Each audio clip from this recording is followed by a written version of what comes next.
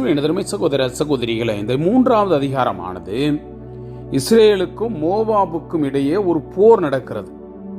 அதாவது யூதாவின் அரசனா யோசபாத்தினுடைய ஆட்சி காலத்தில் ஆகாப்பினுடைய மகன் யோராம் மன்னனாக தேர்ந்தெடுக்கப்படுறான். அவன் ஆட்சி செலுத்துகிறான். அந்த தருணத்தில் இஸ்ரேல் மன்னன் யோசபாத்து அந்த பக்கத்து மன்னன்லாம் சேர்த்து நம்ம போய் மோவாபியருக்கு எதிராக போர் தொடுப்போம். ஏன்னா அவங்க நம்மளுக்கு பெரிய அளவில் ஆட்டு தோள்கள் லட்சக்கணக்கில் கொடுத்துட்டு இருந்தாங்க. லட்சத்து செம்மறி ஆடுகளையும் கம்பளி கொடுத்துருந்தவங்க திடீர்னு நிப்பாட்டிவிட்டானுங்க. இப்போ அவர்கள் மேல் போர் தொடுத்து நாம் அவர்களை வெல்ல வேணும் அப்படின்னு சொல்லி ஒரு முயற்சி பண்ணுறாங்க. முயற்சி பண்ணி பாலை எல்லாம் அவங்களும் போர் தொடுக்க வர்றீங்களான்னு கேட்டால் யோசபாத்து ஒத்துக்கிறாரு. எல்லாம் போயிட்டு பாலை நிலத்தில் இருக்கிறாங்க. ஒரு வாரம் ஆச்சு. அங்கே போய் அவருடைய குதிரைகளுக்கு ஒட்டகங்களுக்கு தண்ணி கூட இல்லை குடிக்கிறது.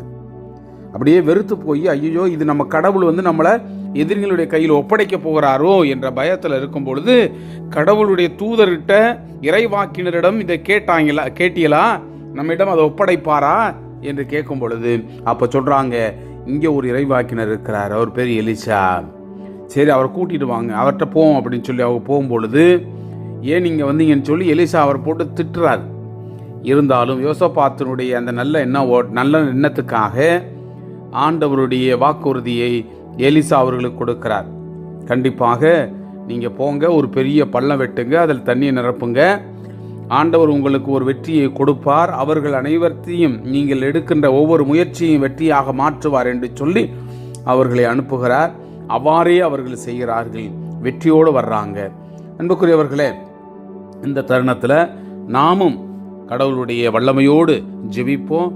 அவருடைய திட்டத்திற்கு இணங்காமல் சென்றால் கண்டிப்பாக தடுமாறுவோம். ஆண்டவருடைய அந்த எண்ணத்தோட்டத்தோடு நாம் வாழ நாமும் இந்த அதிகாரத்திற்கு நாம் செவிமடுப்போம்.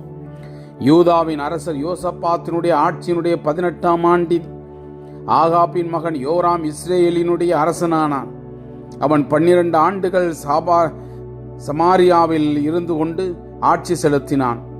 அவன் ஆண்டவனுடைய பார்வையில் தீயன செய்த போதிலும் தன் தாய் தந்தையைப் போல அவ்வளவு தீயவனாயில்லை. ஏனெனில் அவன் தன் தந்தை செய்து வைத்திருந்த பாகால் சிலை தூணை அகற்றிவிட்டான். எனினும் இஸ்ரேலை பாவத்திற்கு உள்ளாக்கிய நேபாட்டினுடைய மகன் யெரோபாவினுடைய தீய வழியில் அவனும் நிலையாய் நின்றான். அதை விட்டு அவன் விலகவில்லை. இவ்வாறு இருக்கையில் மோவாபிய மன்னன் மேசா ஏராளமான ஆடுகளை வளர்த்து வந்தான். இஸ்ரேல் அரசனுக்கு அவன் ஆண்டுக்கு 1,00,000 செம்மறிகளையும் கம்பளிக்கென 1,00,000 ஆட்டுக்கடாய்களினுடைய முடியையும் கப்பமாக கொடுத்து வந்தான். ஆனால் ஆகாபு இறந்த பின் மோவாபிய மன்னன் இஸ்ரேல் அரசனுக்கு எதிராக கிளர்ச்சி செய்தான்.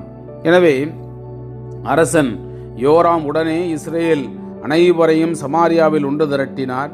அப்பொழுது அவன் மோவாபிய மன்னன் எனக்கு எதிராக கிளர்ச்சி செய்கிறான், எனவே மோவாபுக்கு எதிராக போரிட என்னோடு வருவீர் என்று கேட்குமாறு யூதாவின் அரசர் யோசபாத்திடம் ஆள் அனுப்பினான்.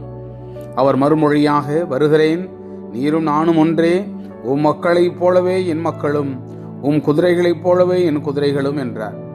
பின்பு அவர் எவ்வழியே சென்று நாம் தாக்கலாம் என்று கேட்டார். அதற்கு அவன், ஏதோ பாலை நிலம் வழியாக போவோம் என்று பதிலளித்தான். அவ்வாறே இஸ்ரேல் அரசன் யூதாவின் அரசரோடும் ஏதோமினுடைய மன்னரோடும் புறப்பட்டான். அவர்கள் 7 நாள் சுற்று வழியில் சென்ற பின் படை வீரர்களுக்கும் அவர்களை பின்தொடர்ந்த விலங்குகளுக்கும் தண்ணீர் கிடைக்கவில்லை.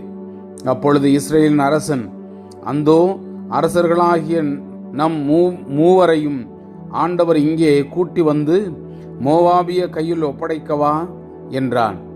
அப்பொழுது யோசபாத்து, ஆண்டவனின் விருப்பத்தை தெரிவிக்கக்கூடிய இறைவாக்கினர் யாரும் இங்கு இல்லையா என்று கேட்டார். இஸ்ரேல் அரசனின் பணியாளர் ஒருவன், சாபாட்டின் மகன் எலிசா இங்கே இருக்கிறார், எலியா கைகளை கழுவும் பொழுது தண்ணீர் ஊற்றி வந்தவர் அவர் என்றான்.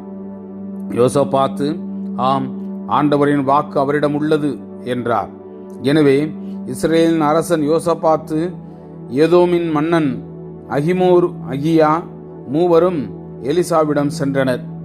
எலிசா இஸ்ரேல் அரசனிடம், உனக்கும் எனக்கும் என்ன உறவு? உன் தந்தையின் இறைவாக்கினரையும் உன் தாயின் இறைவாக்கினரையும் நாடிச் செல் என்றார். ஆனால் இஸ்ரேலினுடைய அரசன், இல்லை, ஆண்டவர்தாம் அரசர்களாகிய எங்கள் மூவரையும் மோவாபியர் கையில் ஒப்படைக்கும்படி இங்கே கூட்டி வந்துள்ளார் என்றான். எலிசா அவனை நோக்கி, நான் பணிபுரியும் வாழ்பவராகிய படைகளின் ஆண்டவர் மேல் ஆணை, யூதாவின் அரசர் யோசபாத்தின் மீது நான் பெரும் மதிப்பு கொண்டுள்ளேன். இல்லையே, உன் முகத்தில் விழித்திருக்கவே மாட்டேன். இப்பொழுது ஒரு பாணனை அழைத்து வாருங்கள் என்றார். அவ்வாறே பாணன் ஒருவன் வந்து யாழிசைக்கவே ஆண்டவரது ஆற்றல் எலிசாவின் மேல் இறங்கியது. அப்பொழுது அவர், ஆண்டவர் இவ்வாறு கூறுகிறார், இந்த பள்ளத்தாக்கு எங்கும் குழிகளை வெட்டுங்கள். ஏனெனில் ஆண்டவர் கூறுவது இதுவே, நீங்கள் காற்றையோ மழையையோ காணப்போவதில்லை. ஆயினும் இந்த பள்ளத்தாக்கு தண்ணீரால் நிரப்பப்படும். நீங்களும் உங்கள் கால்நடைகளும் விலங்கினங்களும் தண்ணீர் அருந்துவீர்கள். இது ஆண்டவரது பார்வையில் எளிதானது ஒன்று. அவர் மோவாபியரையும் உங்கள் கையில் ஒப்படைப்பார். நீங்கள் எல்லா அரண்சூழ் நகர்களையும் அனைத்து மாநகர்களையும் முறியடிப்பீர்கள். நீங்கள் கனிதரும் மரங்கள் எல்லாவற்றையும் வெட்டி வீழ்த்துவீர்கள். எல்லா நீரூற்றுகளையும் தூர்த்து விடுவீர்கள். வளமான வயல்கள் அனைத்தையும் கல்லால் நிரப்பி விடுவீர்கள் என்றார். மறுநாள் காலை பழி செலுத்தும் நேரத்தில், இதோ தண்ணீர் ஏதோ வழியாக ஓடி வந்தது. நாடு தண்ணீரால் நிரம்பியது.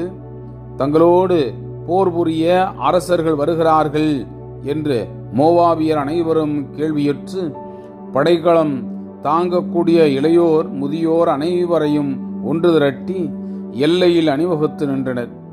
மோவாபியர் காலையில் எழுந்தபொழுது கதிரவன் ஒளி தண்ணீர் மீது ஒளிந்தது. மறுபக்கம் இருந்த அவர்களுக்கு தண்ணீர் இரத்தம் போல் செந்நிறமாய் தோன்றியது.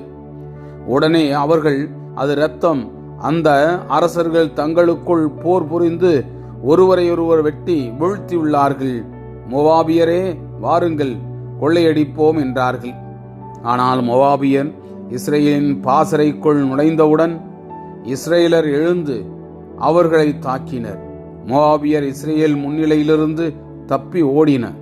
ஆயினும் இஸ்ரேல் துரத்திச் சென்று மோவாபியரை வெட்டி வீழ்த்தினர்.